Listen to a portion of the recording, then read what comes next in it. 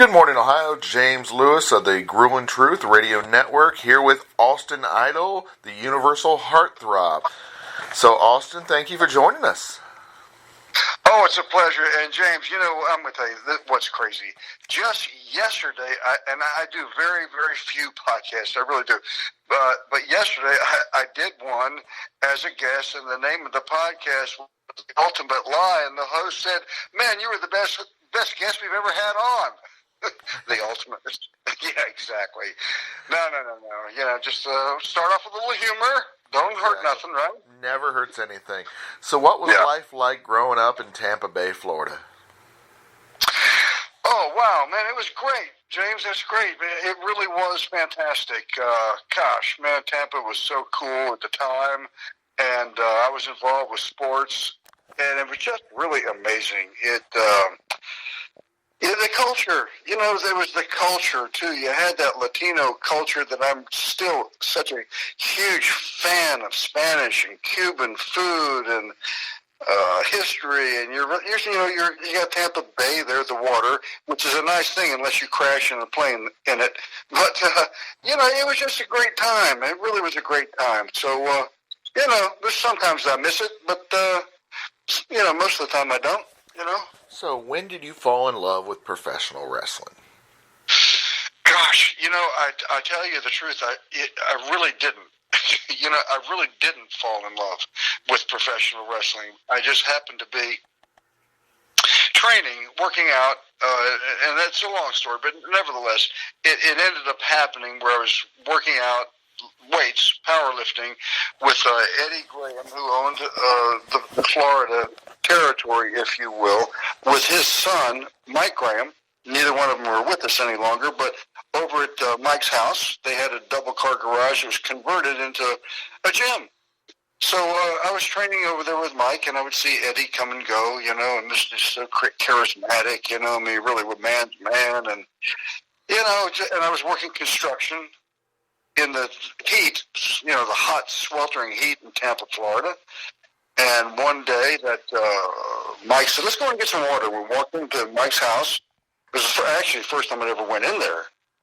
And Eddie was sitting in a recliner and on the phone, and I heard him say, as we passed behind him on our way to the kitchen, "So you'll pay him $1,000 a week and all his expenses." Now, I'm working construction. Yep. So I said, wow, what's all that about? And I asked Mike when we went out of the house back into the gym. I said, "Mike, who was your dad talking to?" He said, "Oh, he was talking to the promoter in Australia, and the promoter wants Dad to send him a wrestler, and he'll pay him $1,000 a week." Dang. Yeah, that sounds like a pretty good deal, especially back then. Well, listen, you better believe it was a big deal in 1972, I guess, 1972. So, that stuck in my mind for sure, and I kept thinking, $1,000 a week? Man, that's when I fell in love with professional wrestling. Said, I got to get in this thing. I don't know how I'm going to do it, but there's got to be a way, and I've got to get in this business. Boom. So tell us about your first persona, Iron Mike McCord? Well, yeah, it was Mike McCord, actually. I mean, really, I started off as Dennis McCord, and then I was shipped out to Nashville, Tennessee, starving to death. I got a break coming out of Nashville through Jerry Briscoe, and went to Charlotte. And really started doing real well. They made me Rookie of the Year in Charlotte, Mid-Atlantic, which is where I'm living now, but not in Charlotte, but in Greenville, South Carolina. But it's still the Mid-Atlantic, and it's a very, it's a huge NWA footprint. So I got a break there, started making some money, and had an opportunity to go to Australia. Oh, wow. Yeah, I had an opportunity to go to Australia, and with $1,000 a week guarantee. Now, Jim Crockett, who owned the business, just made me Rookie of the Year. I mean, I was on my way. I was making about $750 a week. This is 72. Pretty good. Just coming out of starvation. And so I went to Mr. Crockett and gave him my notice, and he couldn't believe it. Went to Australia. I'm making $1,000 a week. Yeah, Jim Barnett was the promoter. He owned the business. The company ended up shutting down, and Barnett said to me, he said, well, what are you going to do? I said, I have no idea. He said, what do you want to do? And immediately I said, I want to go to New York. He said, I'll call Vince Sr. at the time.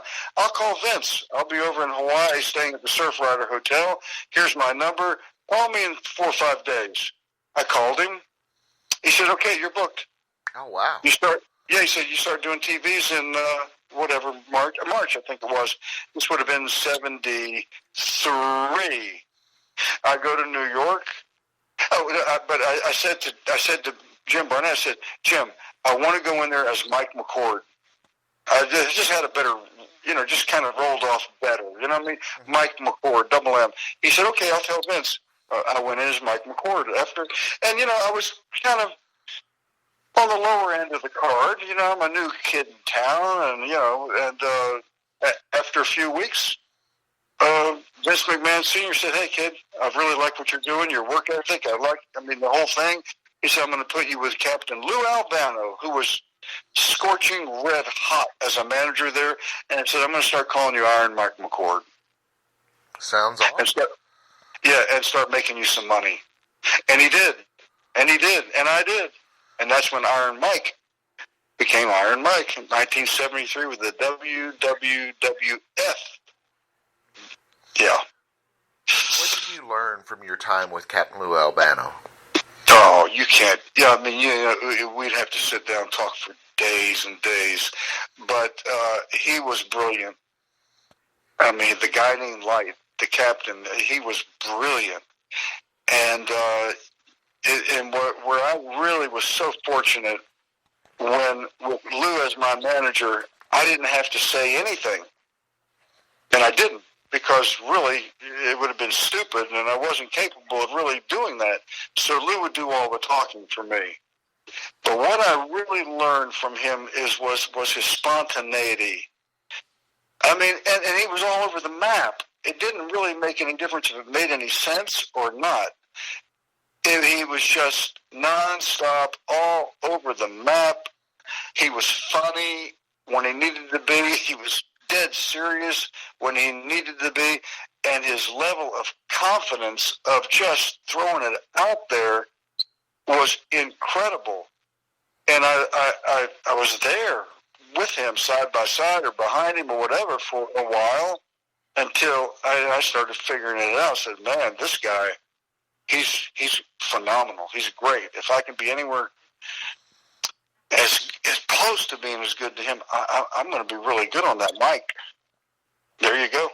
Exactly. Just the wide variety of emotions that professional wrestling can create, especially when you have a legend like Captain Lou Albano. You can't go wrong there. And speaking of legends, the way I understand it, around that time, you had a feud with Pedro Morales? Yeah, I had a few matches with the champ. I sure did. And, you think about that, James. Here I am, a young kid. I just went through these transitions, and they all happened quickly. And now I'm wrestling for the belt with Pedro Morales.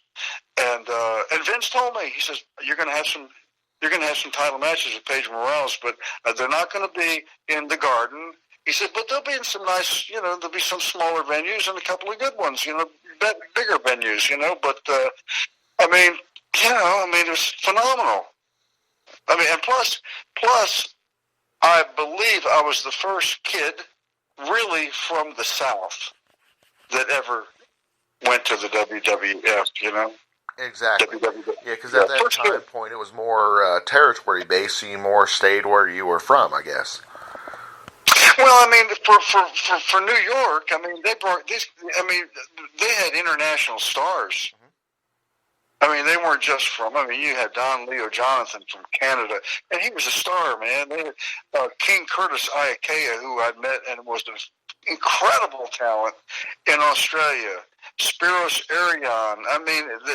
Tiger Jeet Singh. They had all these international stars. So New York there wasn't anything else like it in the country. Nothing even close to it. It was the Big Apple. And nothing else could compare to it. Nothing else. Did the So that's how lucky I was, James. Oh, definitely. It sounds like it. I mean, it sounds like that was the place to be when it comes to professional wrestling. The only place to be. It was Madison Square Garden, Boston Garden, Philly Arena, um, Baltimore, Washington. The big markets and the little ones in between. Gorilla Monsoon, Bruno Sammartino, George the Animal Steel. It goes on and on and on. I was around all those guys as a kid. Can you imagine the education? Oh my, yeah. I mean, definitely that would be the people you'd want to learn from and want to emulate. I mean, their success in professional wrestling is just, I mean, so legendary. Oh, and they're helpers too. I mean, they were helpers. They're helpers. So I would ask questions.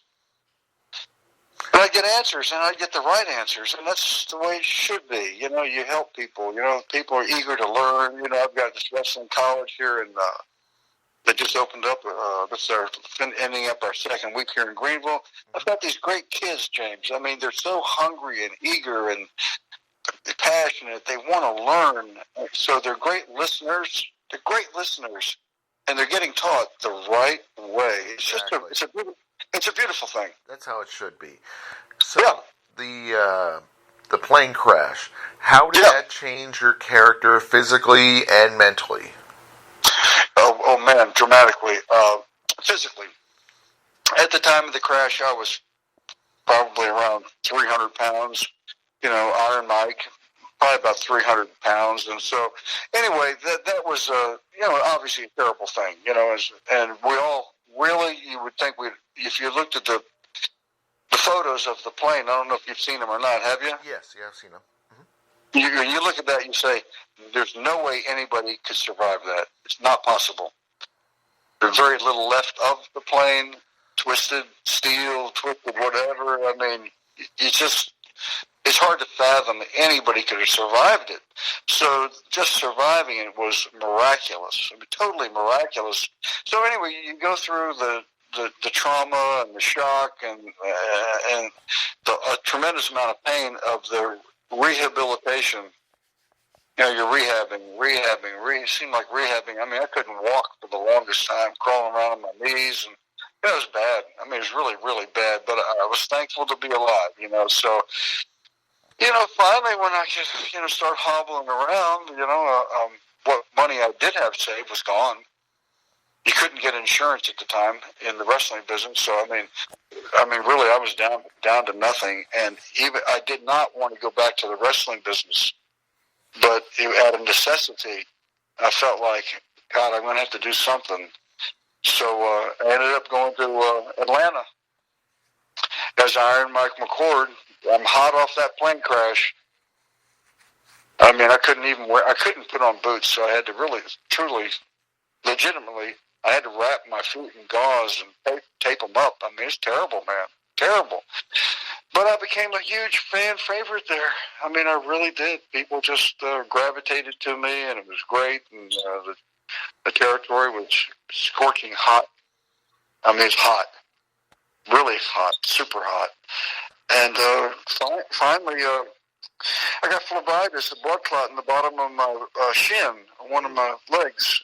And it was really bad. And the doctor said, listen, man, you got to lay down and take these anticoagulants and keep your leg elevated and just hope and pray that thing dissolves and doesn't break loose from the wall of your vein and go to your heart, your lungs, your brain, or whatever, stroke, death.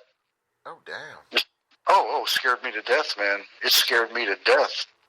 Yeah, and I was the champion at the time. I think it was, I was a Georgia heavyweight champion at the time, and so they wanted me to go. They wanted me to work. They wanted me to go to Augusta, Georgia, on a Monday night, and I said no. I'm not doing it, man. I'm scared for my life. Exactly. Well, you have to go. I said, well, I don't have to go, and I'm not going to go. So you can come pick up the belt, and they did. And after that, and finally, my leg got better. I'm still around 300 pounds. And I said to myself, you know what? You just got off the plane crash. Now you've got this. You're going home to Tampa. You're not going to do anything but really get on a serious regiment of training and proper nutrition, and you're going to lose 100 pounds, and it's going to take you a year to do it because that's 2 pounds a week. Yeah. Basically, 52 weeks, 2 pounds a week, you're going to get down to 200 pounds. And I did that. And I went all the way down to 198. But as I was getting down like in the 220s, and I really had no desire to go back to the wrestling business. I was going to just go get a job. I'm looking at myself in the mirror, and I'm starting to like this guy. I said, man, he's looking good. So I said, this guy's looking good. I think I might be able to make something out of this dude. And henceforth, Austin Idol. Nice. So that's when you became the Universal Heartthrob. Yeah, I came up with a name. I said, I need to have a cool name. It's got to be memorable. So I said, well, Austin is memorable. Idol. Memorable, man. I can do all kinds of things with Idol. Idol Mania. And then I need a tag. Universal Heartthrob. Austin Idol, the Universal Heartthrob. The women's pet. The men's regret. It just all this was coming to me. It was coming. I'm just developing myself without even being back in the business yet. I'm going to do my hair. I'll do my hair blonde. Mannerisms. Just creating the person. Character, exactly. Yeah. Yeah, building it and just the work that goes into it. People don't really acknowledge that a lot, but that is, one of the most important parts of the business. Well, yeah, it is, and I didn't want to be like everybody else. And I really wasn't.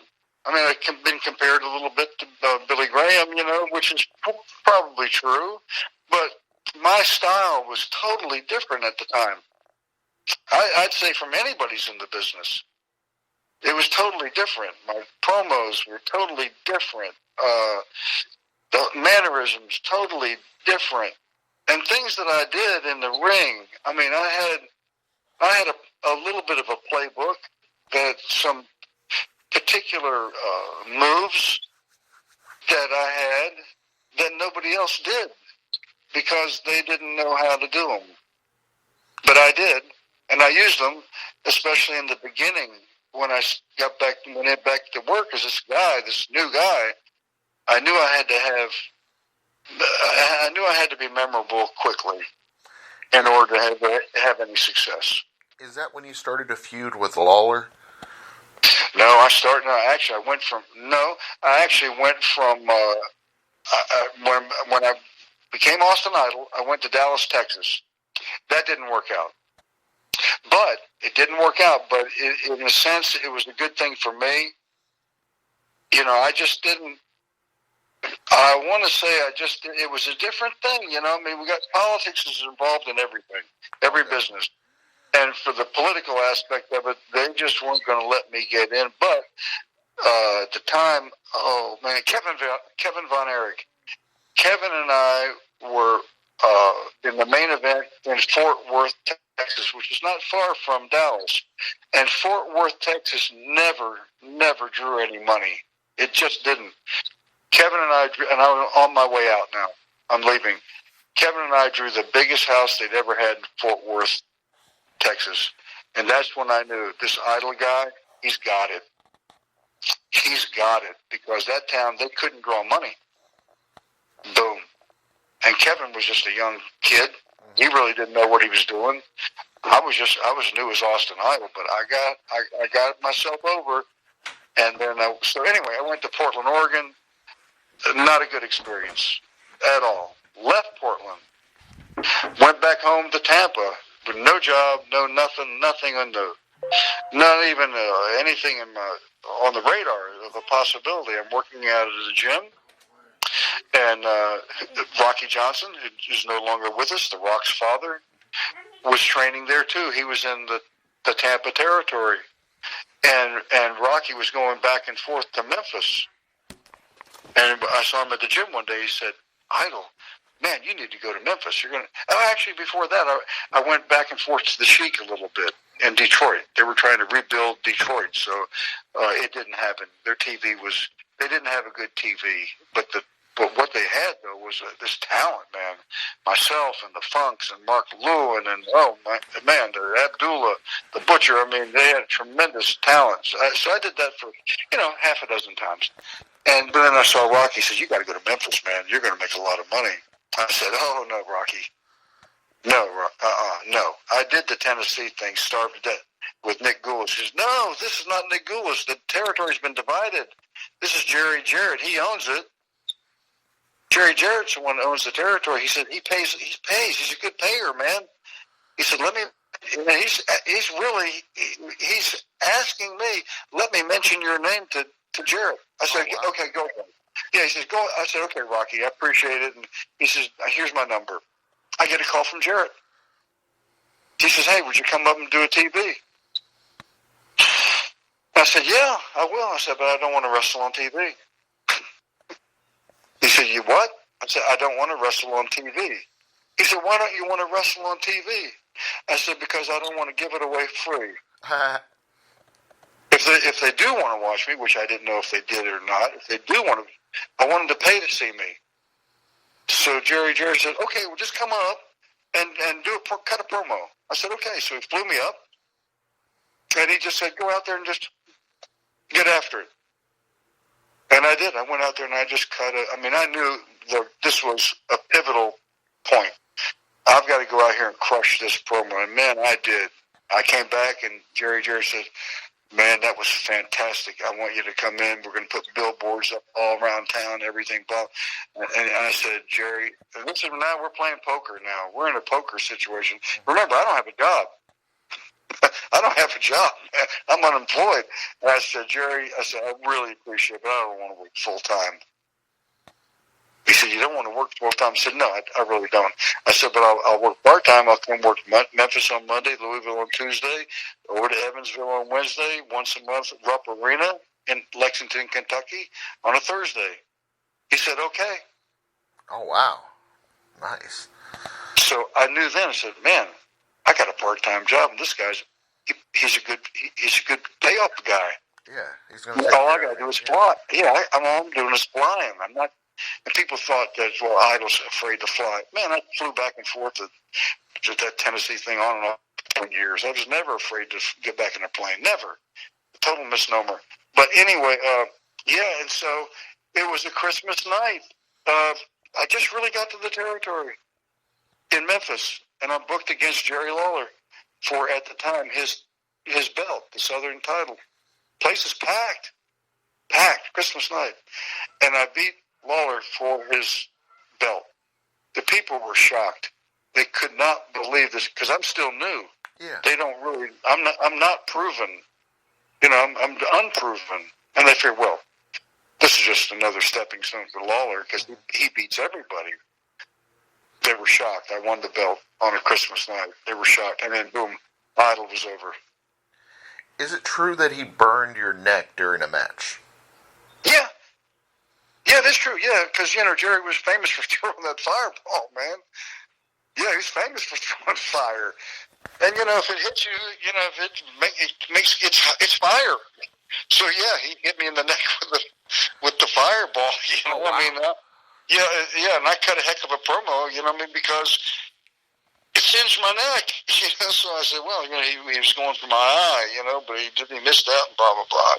So we were about. I would say Lawler and I were about as hot as any two guys anywhere in the country. So tell us about your partner in crime, Tommy Rich. Wildfire, Tommy Rich. Well, Tommy and I met Tommy in Atlanta, Georgia, and when I first went to Atlanta for TBS, and Atlanta was Atlanta. I mean, it was the only wrestling promotion that was on almost national television, even though the cable, it was young and it wasn't. They didn't have the subscribership, like they do now. Everybody has cable, but then they were still kind of new.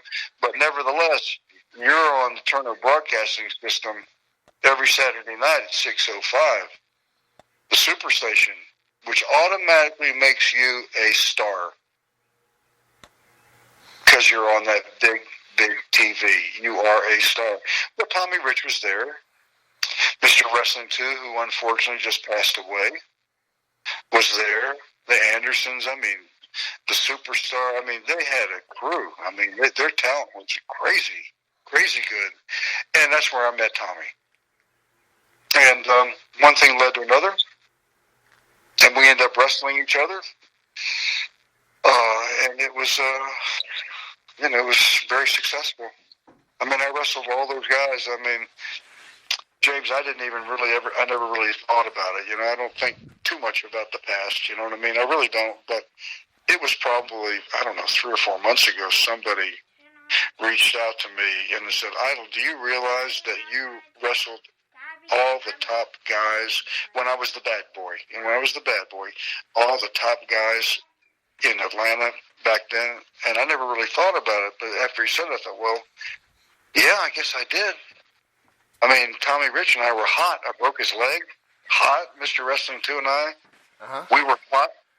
I mean, I had something going on with everybody. Mark Lewin and Kevin Sullivan. Oh, wow. So, yeah, I mean, it seems like everyone was there at some point. Well, I mean, honestly, it's not in a braggadocious way, but as the bad guy, I mean, I kind of carried the place. I mean, in a sense. I mean, it's a package deal. It's a team effort, yes, but, I mean, even Kevin Sullivan, who became a big deal, they didn't even want to use him. And Kevin knows this is the truth. Kevin and I are still friends to this day. They didn't want to use him. And I almost had to beg Ole Anderson, who was the talent coordinator, commonly called the booker. I said, bring him in, man. He said, I'm telling you, Kevin and I will draw money. No, it's too small. So I said, okay. Huh? Oh, I was going to say, what other special stipulation matches did you have with Lawler? Oh, God, there's so many of them, James. We had all kinds of stipulation matches. We did, but it was more than that. It was just more than that. I mean, the thing with Lawler was, it was two guys who hated each other and had this history of injuries. I mean, Lawler, we wrestled one night in Evansville, Indiana. I'm on my way home now. I'm going back to Florida. It was a Wednesday night. Well, next thing I know, there's a newspaper article out on Lawler where he collapsed in the airport. Internal hemorrhaging. Oh, dang. Yeah. I don't know, but I know in the article it was, and we had just wrestled the night before. Apparently, Idol kicked him in the stomach or whatever the case may be. But boom. Well, all of a sudden, now that's just another layer of heat for Idol. Wow, he just put Lawler out. Lawler had to go to the hospital. Internal hemorrhaging. Well, that went all around TV. I think I threw ink in his eyes now he's blinded. Rich and I yanked him into the post. Bang, he's out. He had to have surgery. The doctor came on TV. I mean, it was one layer after another, and he burns me with a fire. It was just back and forth. Two guys that were just trying to kill each other, and but yet at some point you tagged up to win the tag titles. It was huge. It was huge. It was so huge. Yeah. It was so huge because he had nobody left nobody left he could reach out to, and he cautiously reaches out to me, his arch enemy, to come wrestle with him. And I agree. Now, the wrestling fans, they know this is not going to work out. Mm-hmm. It ain't going to work out. And on my promos, I mean, the only reason I'm doing it is for the money. It's not for Lawler. I still hate him. Mm-hmm. And if he tries anything cute, I'd make that threat. Let people know that if he tries anything, I'm going to be all over him. Well, now people know. They know. Well, this is not going to work out. Well, it did. Oh, cool. But yeah, it was very cool. But the trust was never there. Lawler was more trusting of me, but I really never was. I became trusting, but it took a long time for me to actually trust him. And once that happened, then we became this huge tag team. I mean, honestly, James, for a long time, they could put anybody with us, and we'd have a huge crowd. Because Lawler and I were hot, you know. And they brought the Road Warriors in for the very first time, and wow, Road Warriors had never been to Memphis, and they were hot off TV, and hot off Atlanta TV. And they brought the Road Warriors in. I mean, God, man, talk about bedlam. Oh, definitely. And shoot, you're going to be reunited with the Road Warriors on Retromania. Yeah. Oh, man, that's going to, I'm so excited about that. I mean, well, those guys, Mike Herman and Michael Archer, I mean, and that whole team, what they've done with that it blows my mind. I'm a lucky guy to be part of it. I'm very lucky, and I was wasn't the first one for sure, but I was one of the early guys that to get on the roster. They reached out, and Michael Archer, who's a great guy, reached out, and I said, "Yeah, man, I'm in." And it's been a long time, and they're just working their tails off. But everything I see on it, how the roster is expanded, man, gosh. Yeah, it looks amazing. And the nice thing is, it's not that far off. I want to say it's July is when they're projecting it to be out. And yeah, I'm definitely anticipating that. I mean, like you said, the roster is just amazing. I mean, it's got such a wide and eclectic group of wrestlers. Yeah, it's so smart. I mean, you got the Indies, you got some of the seasoned vets like myself and the Road Warriors. They brought Nick Aldis in, the NWA champ, and matter of fact, they've even put my ring in the game, which I'm so excited about that. So you see the Universal Wrestling College website around the skirt of the ring, and that's cool too. That is cool. It's very, very cool. I'm totally over the moon about it. It's going to be great. I know it's going to be great. These guys have just done a tremendous job of Retromania Wrestling. Now, you mentioned Nick Aldis. The way I understand it, at one point, were you going to be his manager, or were you his manager? Yeah, I was. I was his manager. My friend Billy Corgan, a little shout out to Billy, who's a phenomenal guy. He's just phenomenal. And his partner, David Lagana, they're great people. Billy and I, we hit it off. And so they brought me into New Jersey, where Nick was wrestling as the challenger against Tim Storm in New Jersey. And it was a raucous, wild, crazy crowd. Nuts. I mean nuts. So I was Nick's manager for the night. Nick wins the belt. Oh, awesome.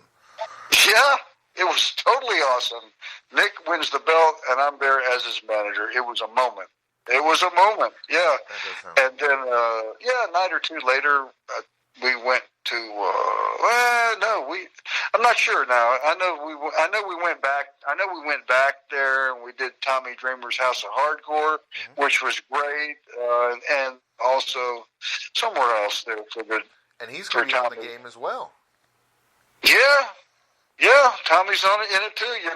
I mean, gosh, they've got so much talent in this thing. Yeah, but yeah, and then Nick and I did a couple.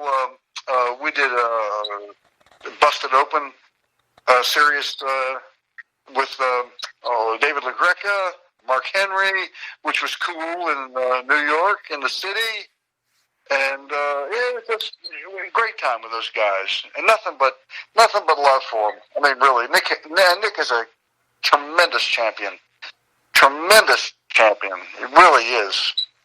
Oh, definitely. I know what you mean. I remember when he was Magnus in Impact Wrestling, and you could tell he was going to be somebody. I mean, he had all the characteristics, all the intangibles to be a very talented star. As soon as he got the opportunity to move up the card, you knew he could really do some great things.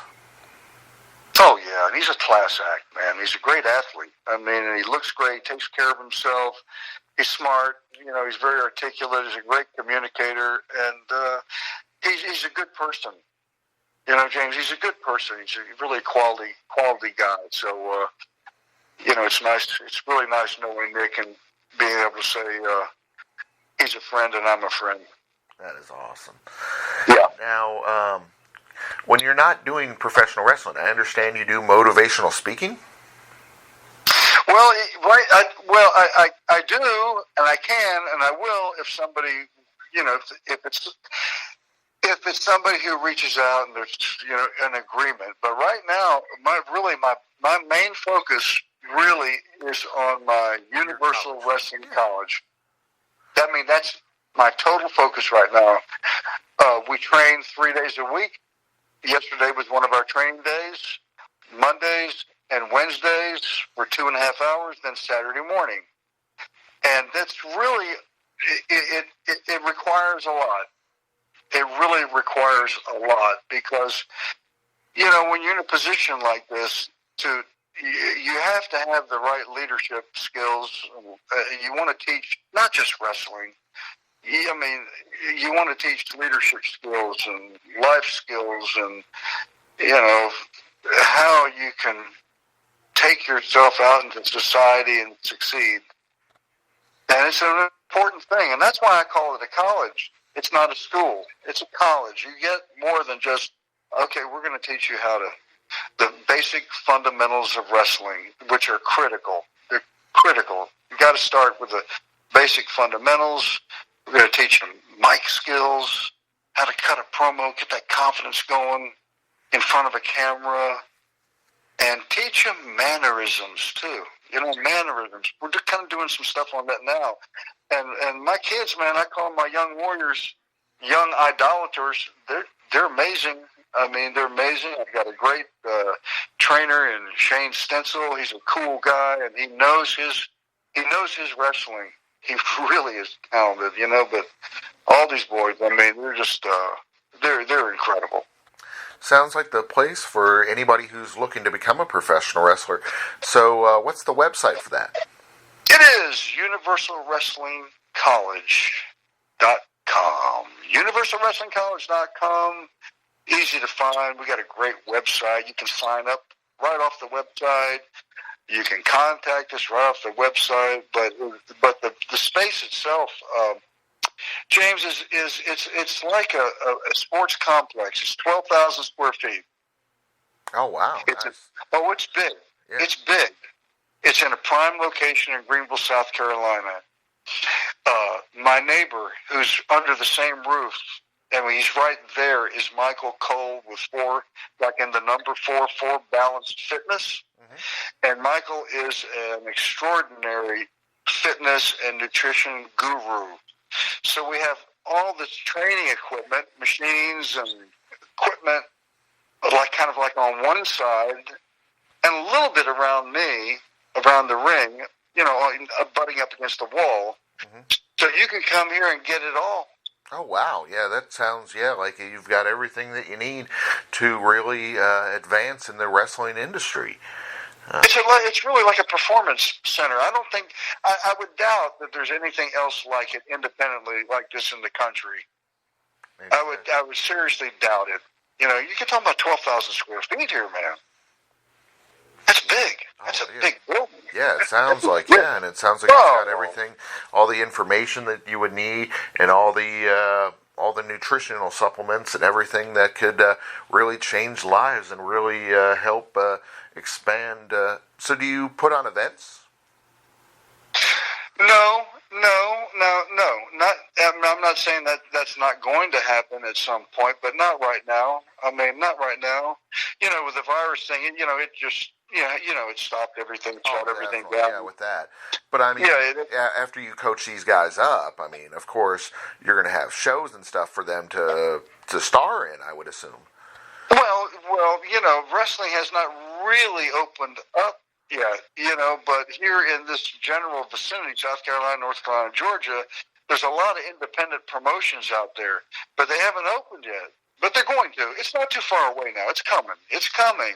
So the timing is actually perfect because as these kids develop, and they're developing at warp speed because they're so smart and hungry, they're developing at warp speed. So as they continue to develop and then finally get it together where, okay, I'm ready to go, and they're going to get booked. Oh, definitely. They're going to get booked, and then once they get in that front of that first live audience, whether there's 50 people there or 500, it's going to be a whole nother experience for them. But I'm preparing them. I'm definitely prepping them, and they're going to be ready. I mean, you'd have to be here to see it and feel it to really understand what's happening here. It's amazing. Totally amazing. And we established how you've got a connection with the past of professional wrestling, but the way I understand it, you also have a strong partnership with the future professional wrestling, not just your students, obviously, they are the future, but also AEW wrestling. Well, Tony Khan is an incredible guy, and he's he's just a nice guy. I mean, he really, really is a nice guy. So, I mean, I was fortunate enough to do a couple legend appearances with the AEW, and that whole crew. I mean, it's amazing what they've done, and what they're doing, and what their passion is. And Tony, he's the guy, obviously, and he's I have a relationship with him. I really do. So, I mean, we all start somewhere. Exactly. We all start somewhere. Mm-hmm. And one thing for sure about professional wrestling, they're always going to have new talent. Oh, definitely. That's always what they're looking for, is that next big star, and it sounds like your college is creating those next big stars. We can, James, we can do it. It's just a matter of commitment. And that's, quite often it stops people, unfortunately. They want it, but what are they willing to do to get it? That's the thing. You can want anything as much as you want to, but it's what are you willing to do to get it? Are you willing to pay the price? I mean, we don't beat people up here. We teach them, but it's not free. College isn't free. It's not free, but for the cost of what we're doing, it's very inexpensive, but it's still, there is a cost. Exactly. I know what you mean. So, before we let you go, where on social media, where on the web, where's the best places to find out more about Austin Idol and his college and all the other great things you're getting into? Well, there's different ways to go. I mean, you can just go to AustinIdolLive.com, Austin Idol Live. You'll see a lot on Austin Idol Live. And then the specific website for the college is UniversalWrestlingCollege.com. Universal Wrestling College. And you'll really get an in-depth look about who we are, what we're doing, what we offer, and why you want to be part of it. Social media-wise, you'll find me on Facebook. You'll find the college on Facebook. You'll find Universal Heartthrob on Facebook, Austin Idol Live on Facebook. You'll find me on IG. You can hook up with me on IG. I'm very active on the socials. Twitter, at Austin Idol Live. So, I'm all over there. I'm doing all that stuff, on a daily basis. Sounds awesome. And then, of course, it's fun. And, of course, next month, hopefully sometime, your new wrestling game is coming out, Retromania. So, I mean, there's all kinds of great things going on. Oh, I'm so thankful, James. I'm really thankful. And I appreciate you having me on. I hope I haven't bored you to death. No, it's been my pleasure. We've thoroughly enjoyed having you as a guest on the show, and definitely would love to have you back in the future. I want to be back. I want to come back. I'll be back, baby. I'll be back.